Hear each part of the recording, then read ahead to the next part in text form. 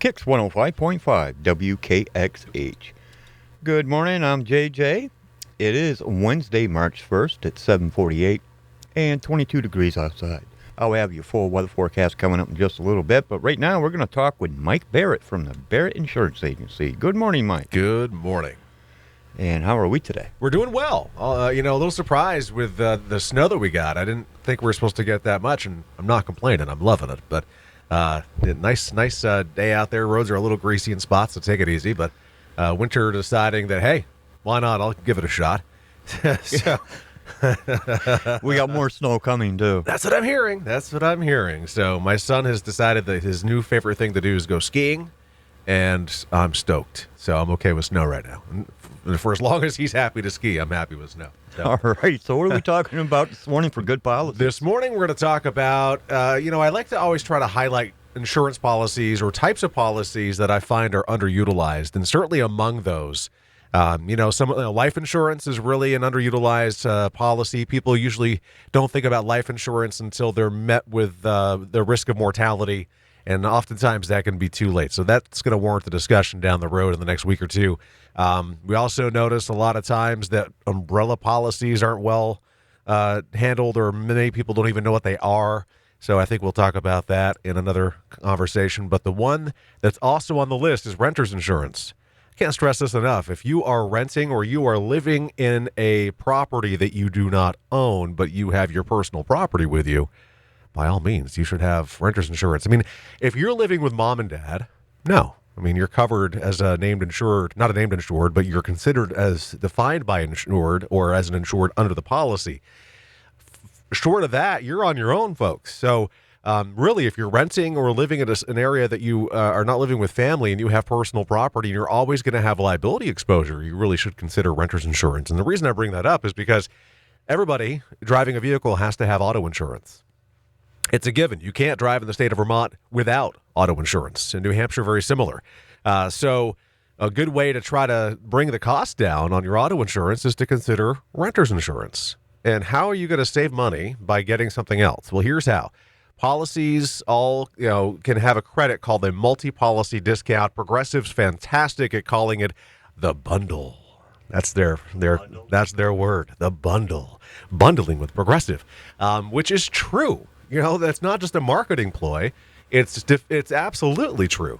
So let's say for easy math, you're spending $1,000 a year on auto insurance, right? And say the company that you are with offers renter's insurance, and the multi-policy discount for your auto, the discount that you would receive could be 10 to 15% on your auto, which would save you between $100 and $150 a year on your auto insurance if you also had a renter's insurance policy. So how much is a renter's insurance policy, you ask? Well, it's based on what your needs are. Unlike a regular homeowner policy where we say, hey, your home to replace would cost this much money, this is what you need to insure it for a renter's insurance policy, you're choosing your top limit.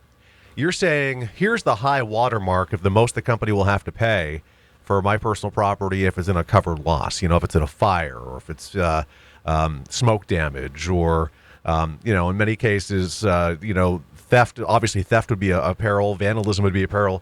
Many of those types of losses. So what's the coverage? Well, you can choose. Some companies go as low as $10,000. So you can have a $10,000 limit, and that's all you're doing is saying to the company, look, the most you have to pay for all my personal property, if we get there, is $10,000. And, of course, you can go up from there. But a renter's insurance policy at a $10,000 limit is probably going to be around $100 a year.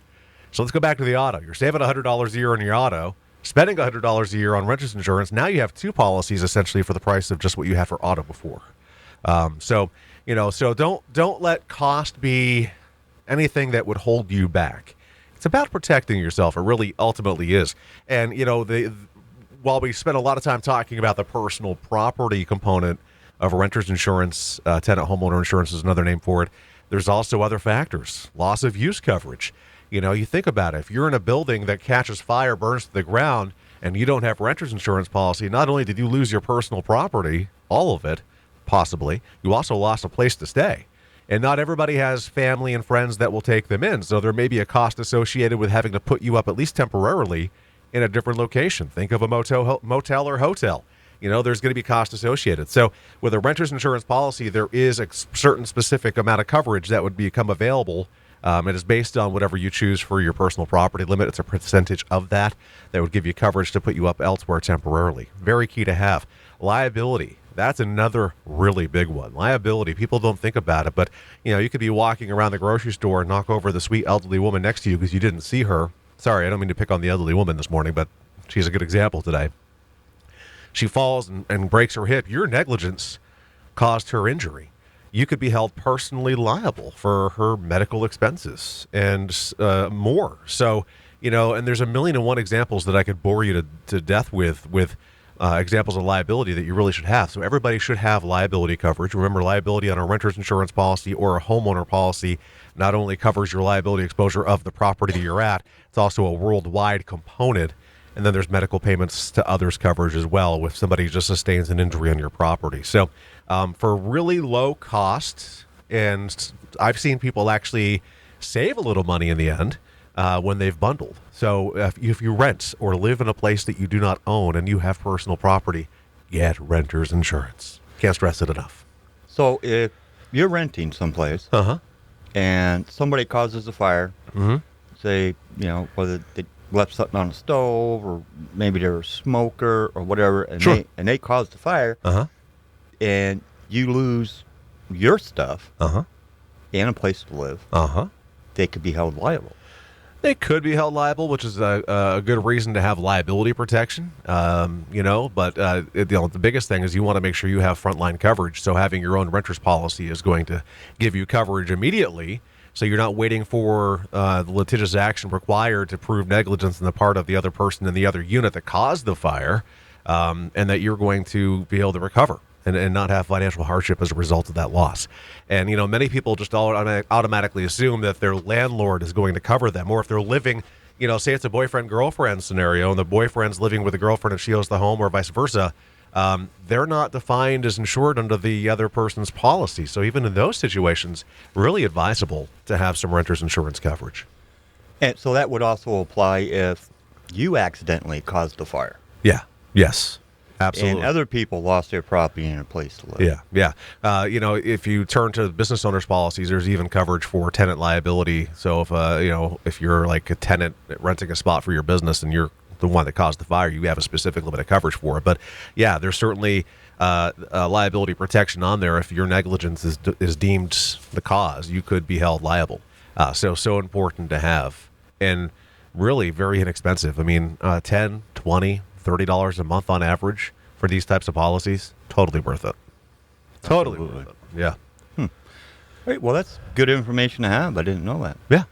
That's why I come in to educate. That's why you do what you do. That's why I do what I do. All right, Mike, thanks for coming in and sharing with us. If someone wants to reach out to you and talk about insurance policies and possibly bundles. Oh, it's riveting. It's a riveting conversation when you call, I promise. You can give us a call at 748-5224. Find us on Portland Street in St. Johnsbury, online, thebarrettagency.com, Google, Facebook, and YouTube.